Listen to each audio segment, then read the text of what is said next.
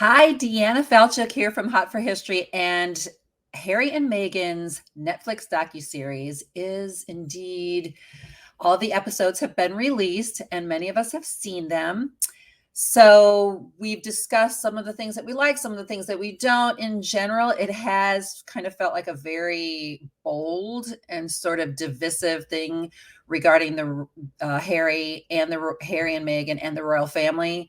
Very intense in many ways. And the sad part at the end of the day is it doesn't matter like who's right or wrong. It is definitely something that we're witnessing and seeing that it's possibly kind of destructive toward these brothers, especially. So that's very, very sad.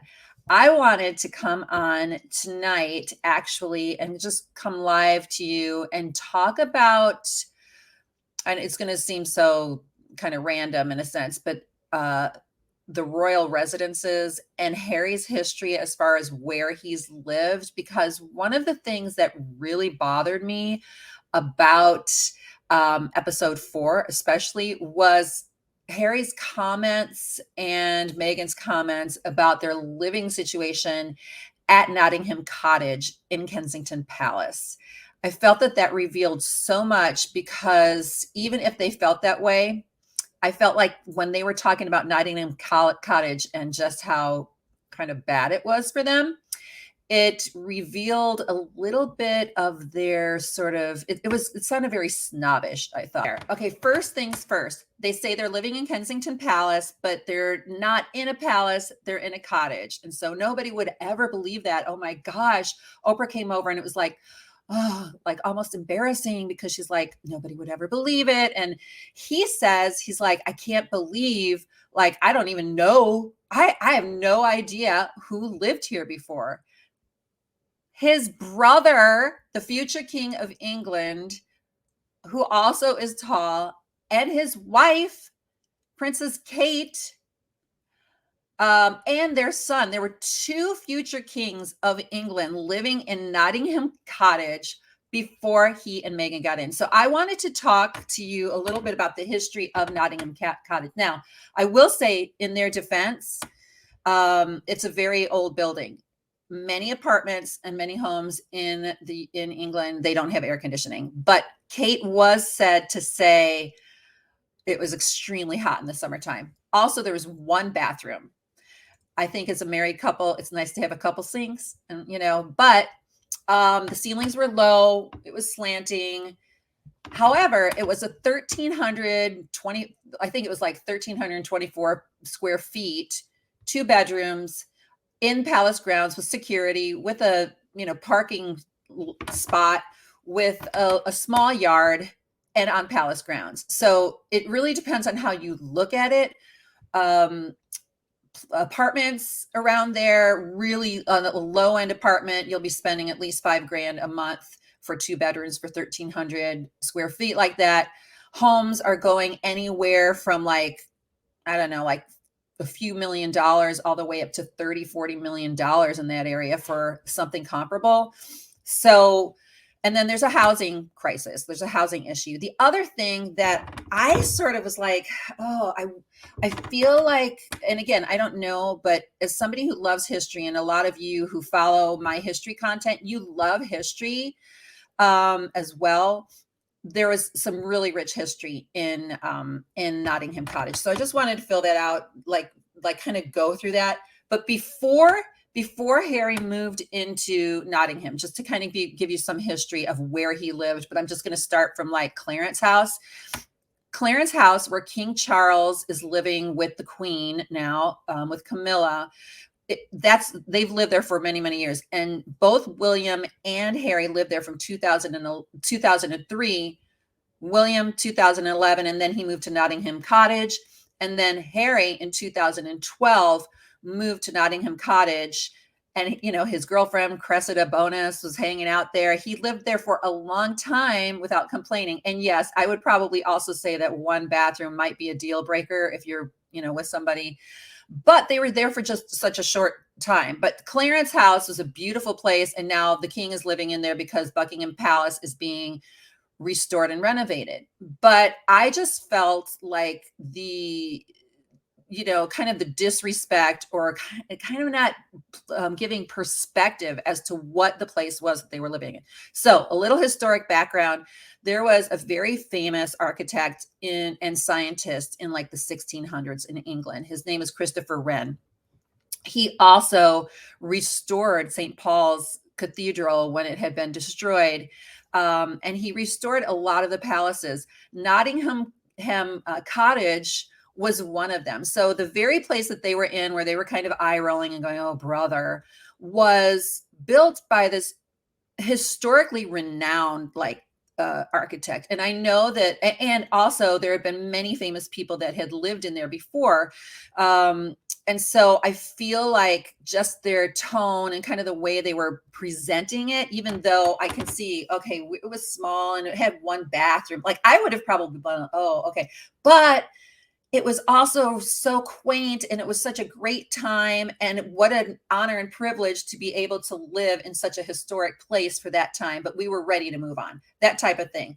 I feel like they needed somebody to kind of really go in, like a publicist, and like talk about their tone and sort of things that wouldn't work. Like, I'm going off a little bit here, but even when Harry in one of the episodes was talking about how, and his grandmother just kind of stood there. She wasn't saying anything. She just passed away 4 months ago. And there are things that they could have softened and toned down, because many of us saw what they wanted to do, what they were trying to do, but it just presented so, like, it made them sound so tone deaf. And so in order for their like appearance and their public persona to have been a little bit softened, it could have been produced a little bit better. Like, okay, that's fine. It's kind of fun that you're talking about you were living in a small place. Harry was bumping his head. It wasn't as, posh as everybody makes it out to be. I get it. But that could be really endearing too, rather than making them sound like, oh my gosh, like we're snobs,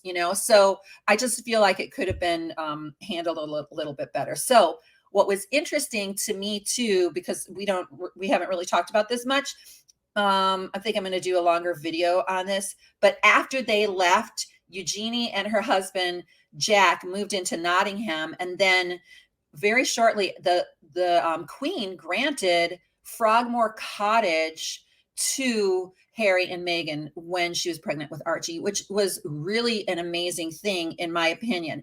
And there again, I like to kind of talk about the historic context with this. So Frogmore was a building that was built on the Windsor estate, and it was built in 1801 by George III's wife, and her name was Queen Charlotte. So this is interesting. I think this is kind of interesting. So in Bridgerton, I haven't watched the whole thing. There's a character that's Queen Charlotte, and they talk about a mixed race queen. And so Frogmore was actually Queen Charlotte's place. So after she had passed away for years, there were other people who lived there, but also Queen Victoria lived there. Queen Victoria went there a lot with Albert. So she liked to go there. She did say, oh my gosh, there's so many frogs there. So, but Meghan and Harry had the distinct pleasure and honor of going from Nottingham into this beautiful historic place that also needed some work. At the time that they got it, it had like all of these little individual apartments for staff, and they turned it into this beautiful space. So they had the history behind it. The cottage is within walking distance to Queen Victoria's mausoleum, which would be kind of cool, right? So they had this really great place. And just so you all can know, Frogmore to this day, also they're still leasing it. They paid back the sovereign grant, which was like $2.5 million. I think it was like $4 million, £2.5 million. And so, but they renovated the whole thing, and they still apparently have it. I don't know if they've, lived in it much. I know that they had Lilibet's first birthday there for the Platinum Jubilee, but Eugenie then moved into that place, and now she's moved back into Nottingham, which I find really fascinating.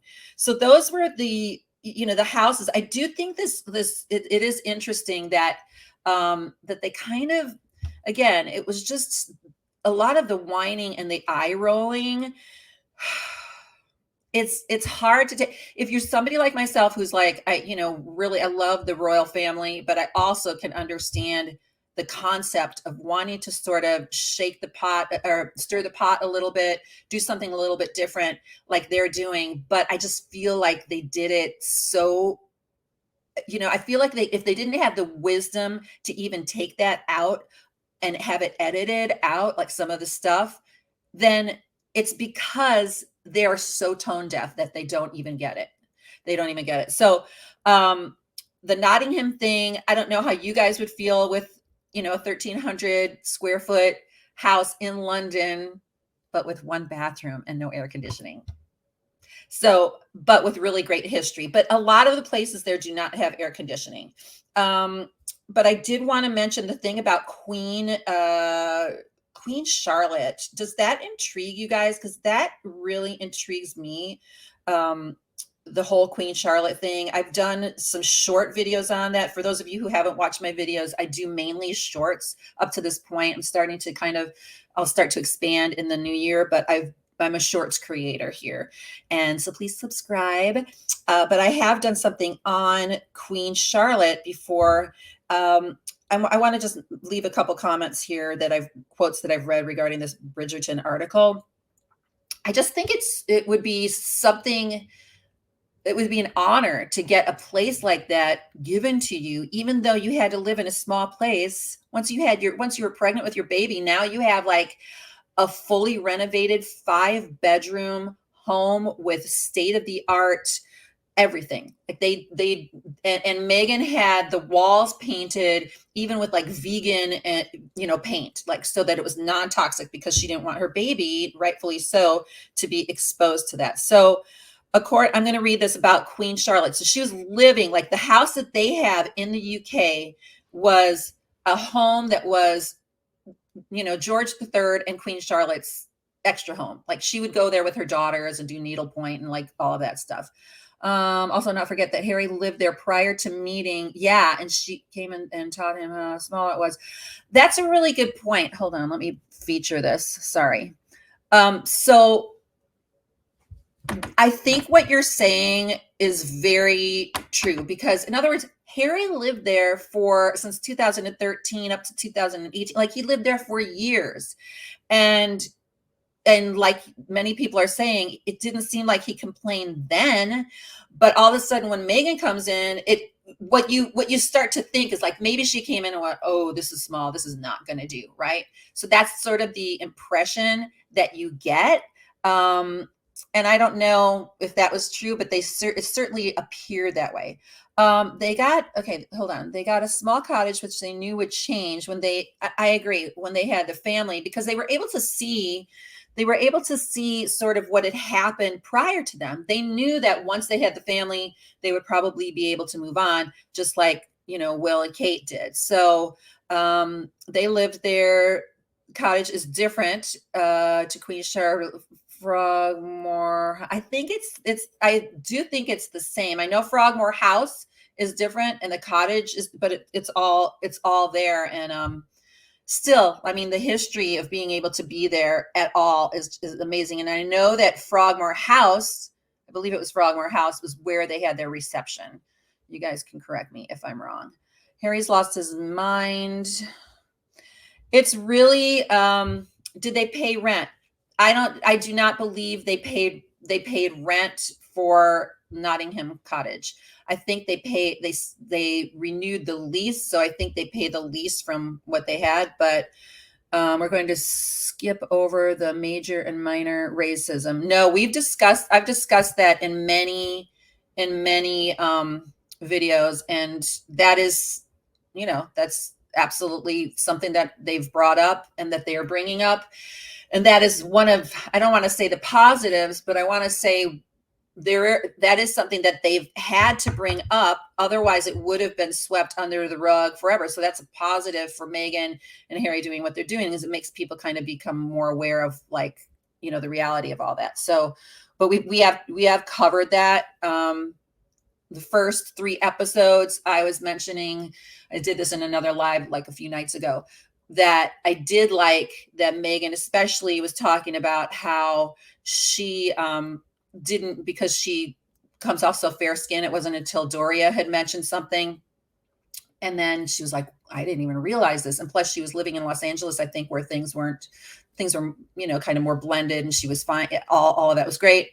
And then it cuts to this NAACP recording that they did when they accepted the award. And I have a very blended family too, because I have 3 kids that are from Africa, from Ethiopia, and one child is from Guatemala, one's from Ukraine. We're mixed in that way. And I liked that she said nobody teaches you how to basically be of mixed race. Okay, so yes, there is a burial ground. It's actually Queen Victoria's burial ground. I did hear, and again, I don't know this, but the burial ground is in somewhat of a disrepair. I think they're also doing renovations on that. They're doing renovations on basically all these buildings. But yeah, the Queen Charlotte thing is interesting. I wanted to read about that actually, which comes into play. It's the same estate. Frogmore House is there. Was where they had the reception? Yes. And then Frogmore Cottage is where they lived and what they renovated. Okay. So I want to talk about Queen Charlotte just briefly. Obviously, this is not a deep dive. I'm just trying to bring it up just to attach sort of I like these deep, significant things. And don't forget that Harry's family has such deep history there that it's interesting to know the history of these buildings and that. But just because we're all interested in history doesn't even mean that the royal family is interested in their own history. We don't even know that. They may not even care, right? So, but this is regarding an article that I'm reading from ET Online regarding Queen Charlotte and Shonda Rhimes, who brought that character into Bridgerton. But the way that they brought her in, they wanted some historic proof, or at least some type of evidence, because there was all this history, and they hadn't talked about ever having any kind of mixed race queen or any type of queen with African descent or anything else. It was just kind of swept under the rug. So Queen Charlotte was directly descended from Margareta de Castro de Sousa, a Black branch of the Portuguese royal house. And then I'm reading this article from PBS. While researching a racial classification and the social phenomenon commonly known as passing, that's from Frontline, expanded on claims made as early as the 1940s. Okay, so she was in the 1800s, early 1800s, and this wasn't coming out until the 1940s, about the royals' mixed race background, citing several official portraits as evidence. 6 different times can be traced from the English Queen Charlotte back to Margareta de Castro y Sousa in a gene pool which, because of royal inbreeding, was already minuscule, thus explaining that the Queen's unmistakable African appearance. Hold on, I'm trying to expand this and it's not expanding. Sorry, that her appearance, was what it was, but it wasn't until 1999. Here we go. Sorry, it took a second.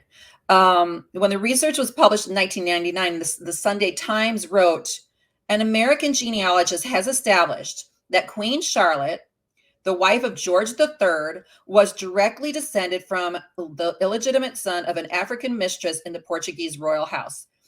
And then it goes on to talk about debates regarding Charlotte's ancestry and race were renewed when Meghan came into the family, because they're trying to say, oh no, it's been kind of like I don't know, the white line. They haven't really talked about Charlotte and all of what she brought in, and she, so it says, this led to Buckingham Palace spokesman David Buck, this is interesting to me, who did not deny Charlotte's Black ancestry, telling the Globe at the time. I think he had a very sassy response, in my opinion, but you guys can tell me if you believe. He says, this has been rumored for years and years. It's a matter of history, and frankly, we've got far more important things to talk about. So that was his comment. And so then moving on, when Shonda Rhimes decided to bring this character in, it was because they had proof. She wanted, even though, she's writing the story, she wanted some types of evidence. So it says many historians believe that Queen Charlotte was England's first queen of mixed race. That's something that really resonated with me. And so that's where they're talking about it. I just bring it up just because for me, as somebody who loves history, and we're talking about Harry and Meghan and sort of the attitude that they had about Nottingham Cottage, which also was restored by this amazing architect in the past, Christopher Wren, 300 years prior, obviously. And then now she gets to move into this beautiful place, which the history, that's Harry's history too. Like Queen Charlotte, that there's a history there for him and his family. And so now they're living in this space. I don't know if Queen Elizabeth thought about any of that, if she was like, that would be cool, or if she was just like, hey, that building is here. I want you on, property. You'll be at Windsor. How great. So I don't know how that happened, but I think it's really fascinating. So Queen Charlotte was born, oh my gosh. Okay. Now let me see. Queen Charlotte was born on May 1744. 19th May is also, see, I like these types of things. So Judith says, Queen Charlotte was born on the 19th May, 1744. May 19th is also their wedding, Harry and Meghan's wedding anniversary. So, I'll tell you, I'm going off a little bit and getting a little woo-woo about this. But I'll just give you a personal example. I am in a house right now that's 160 years old. It is the home of my great grandparents. I came here every single Christmas as a kid. 20 years ago, my mother, who was the last descendant in the house, had to sell it because my great aunts and uncles had passed away. So for 20 years, we lost the house. I just bought it back. It's not the fanciest home.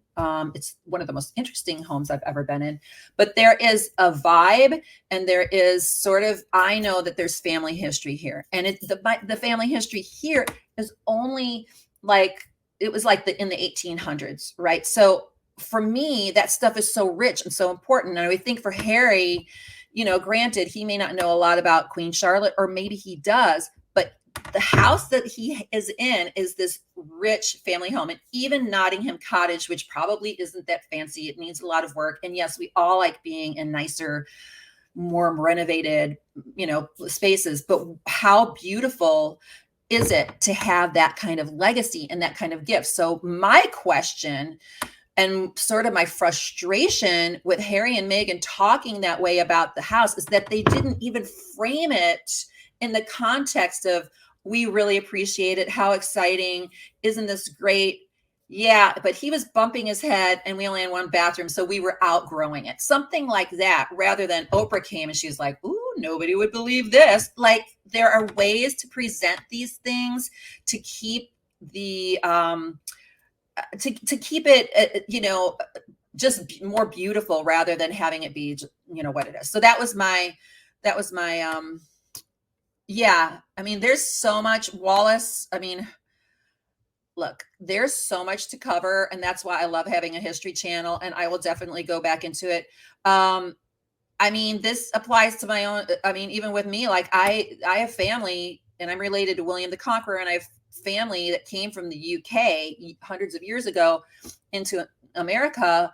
But all my blood is German. So like that, even when William the Conqueror came over to, to England back in the year like 1000 or whatever, he was Norman, which now would still pull up, even though that's French, it would still pull up German. So the country itself hasn't had like an Anglo king and queen. Like, I don't know. Have they? When was that? I don't know. And then if we have more recent history, Prince Philip, and then because his family was, Greek, but the German side. So that's a whole other thing, like, that we can go off on a tangent for, and I'll cover that at some point. We'll have featured lives and featured videos specifically on that. But I just wanted to there's no cost for their lease. They were given Frogmore Cottage as a gift. So that, so he just renews the lease, I guess. They had a grant in order to pay for, they had the sovereign grant in order to pay for all the renovations. He did renew the lease in May. My question is, for anybody who knows and maybe knows a little bit more about the UK, is whether or not then this lease is just ongoing? Can he just continually renew it? Or will they say, you know what? At this point, with what you've done and all you've gone through, what you've said, we don't even know if we want you living on Windsor, so at Windsor. So I don't know. Okay. So the last thing I want to talk about tonight, I do want to get some more feedback that if any of you kind of feel this aspect of history, do you think that they were honoring anything regarding the history of the or even the legacy that Harry had? Because it seemed to me that he was like, I'm done, I'm going, this is what I've got. Like he would respectfully talk about the Queen a little bit here and there, but then he also showed her, there were some clips in the editing where all of a sudden she looked like, I don't know, she did not look like she was the happy grandmother, like they were kind of calling her out. So the Anglo-Saxons were half German, Normans were French and Nordic. Yeah. But if you look at the geography as well, Michael, now some parts of that area, they'll call that German. Even the Bavarians, because I'm like, part Bavarian, consider themselves Bavarian, and there's like this connection. So we'll go down that at some point. Mixed bag of both. So okay. So my other question to you, before I sign off tonight with this live, is: do you think that their 6 episodes is going to help catapult them into more fame and more money and more notoriety? Or do you think that it's going to just, like you're done because of how you spoke about the king? So I will give you my opinion. First off, I'll just tell you some information so you guys can think about this, and we'll talk about that together. I just put out a short about this. The question was, since they did so well, no matter what anybody's opinion is, because there's so much negative press about it, rightfully so in many ways, but there were so many people viewing it. Netflix was like, this is the top documentary debut we've ever had. So it was a huge success from that perspective. From the perspective of American capitalism, it was a huge success. So, and then the rumors were that they had a $100 million contract with them, but some people are saying it was more like $200 million, and that they have an animated series coming up, and then some that they get to produce a series regarding the Invictus games, right? So there's probably some other things. So I think that we're not going to see like this is just the beginning of Harry and Meghan. That's what I think. I think on the British side, and I think that they did so much harm. It wasn't produced well. As far as the storyline, I know what they were trying to do, but they didn't soften or refine the storyline, and even the way that even little things. It was all these little things that they should have fixed, except for bowing was not a little thing. That was not a little thing. And then some of the other things that Harry said. So they basically threw the gauntlet in, and it seemed like what they were doing was like, we're going to be highly successful in America.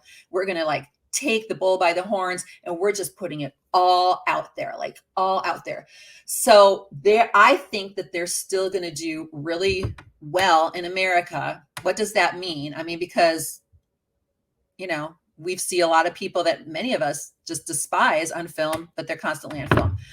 But at the end of the day, the saddest part of it and the reality of it is that we're watching dysfunction from a family and the breakup of 2 brothers live. And so that's when it gets really, really sad. Okay, so I'm going to look at your notes. They definitely seem like they're desperate to, because I'm reading Wylock. Okay, hold on.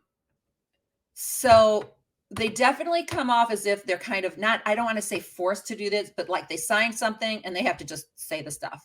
And now they want to say it, and then they want to say more. And the way I see it is that they've got this narrative in their mind, the story in their mind, and maybe it came from Harry, and because he went through so much pain and so much stuff in his childhood that you cannot deny, like losing your mother, having to walk behind a coffin. Like, I don't think they had the type of parenting or even like the type of, let's say, healing that they should have had in counseling.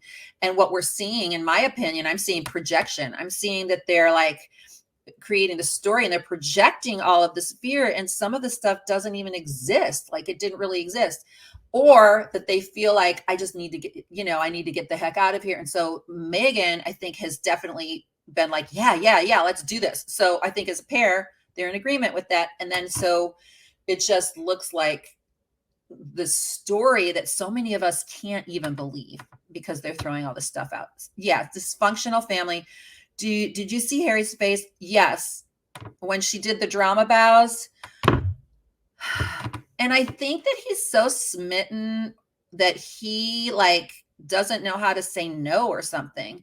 Like the thing that really drives me nuts about all this, because I said I made a list of like 17, I did this in a video, 17 things that were like cringy about the first 3 episodes.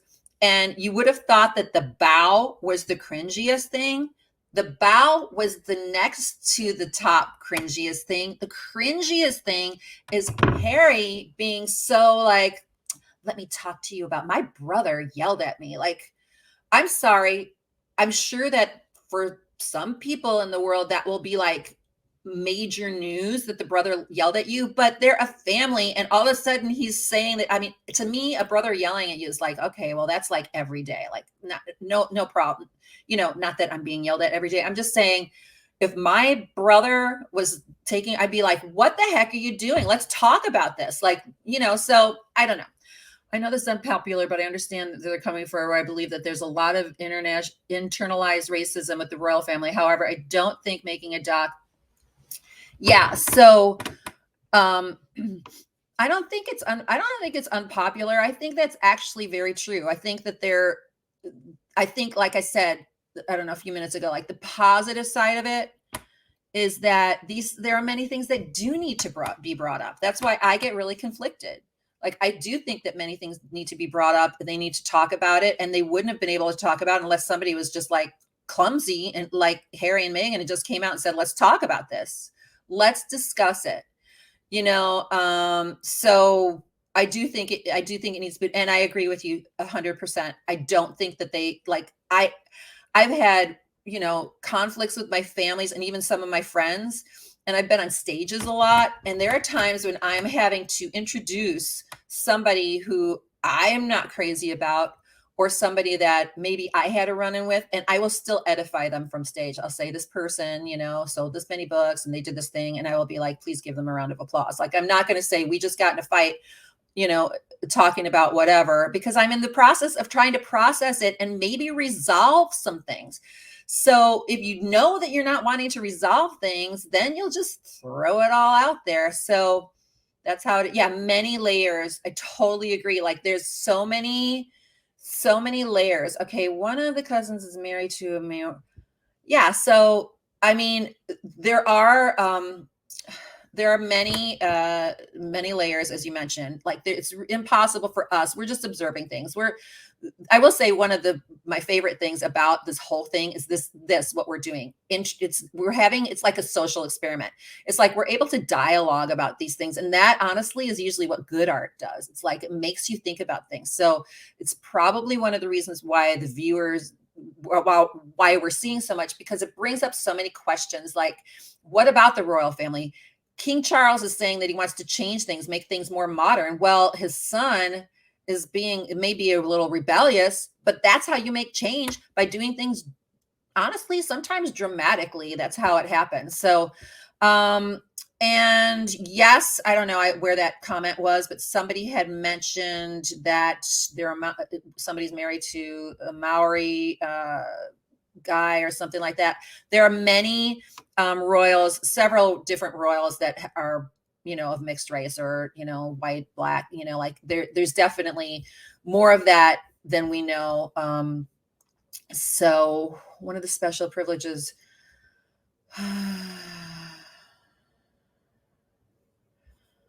Okay. I also think they're coming from a place of pain. That's why they're doing this globally. I think they should have handled it within the family. Yeah, I guess, like, if you've been trying really hard with your family. It's not working because it's easy for me to say, or for anybody to say, well, why didn't they kind of fix some of this like within the family? I mean, maybe they couldn't. And in some ways, I mean, they're using the very thing that they complain about, the press, as also the device to get their message out. So there's so much irony there, but sometimes you are pushed to the edge. You're like, well, the only way for this to work out is for me to tell my story. And that's what they said in there. So I agree. Okay. All right. So I wanted to hear if you guys think or agree with me when I said that I think that they're going to still probably do really well in America, because I could be wrong, could totally be wrong.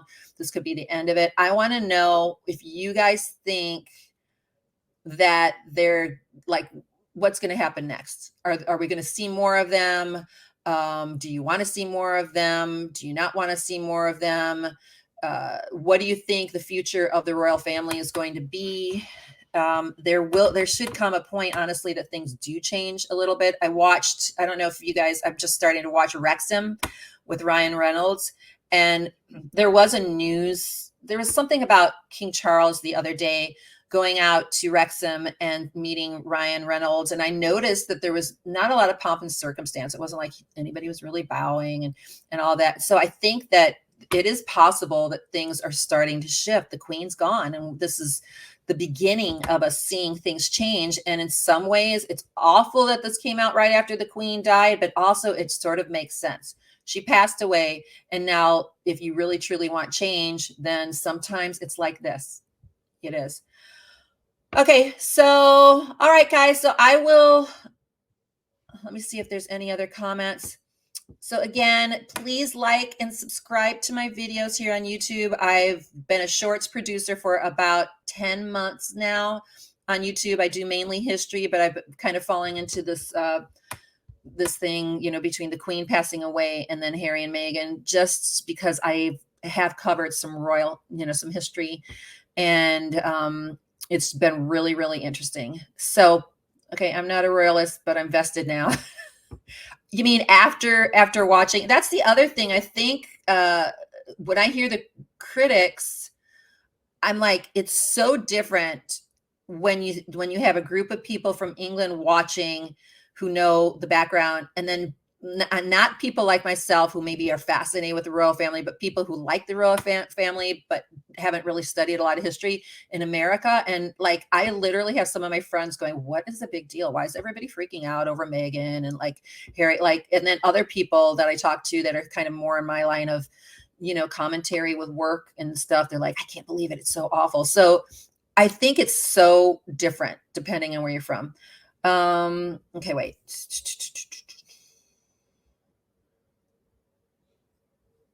Okay, wait, let me read this.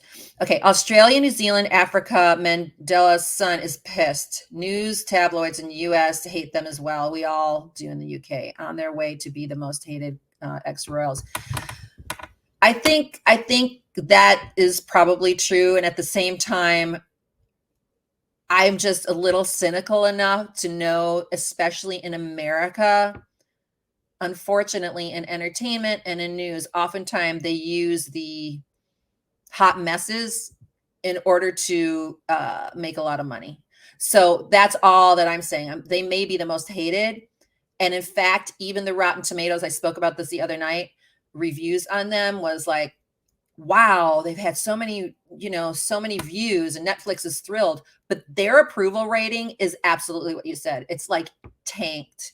I think Harry's went down 13 points, and he was like one of the most beloved royals. And then Meghan's is just like the only royal lower than her is Andrew. But I don't know if it's I mean, I think in all of those countries, I don't even know if they could even go over there. But I think in America, I hate it, but I think the production companies, the networks are going to be like on this like crazy. So I don't know. Maybe I'm wrong. Okay. All right. So we will come back. I'm going to look at all of these comments and see if there's any other history content because after this, I'm getting back to the history content. I hope you guys have a great holiday. I will be popping in from time to time and we will chat later. Bye.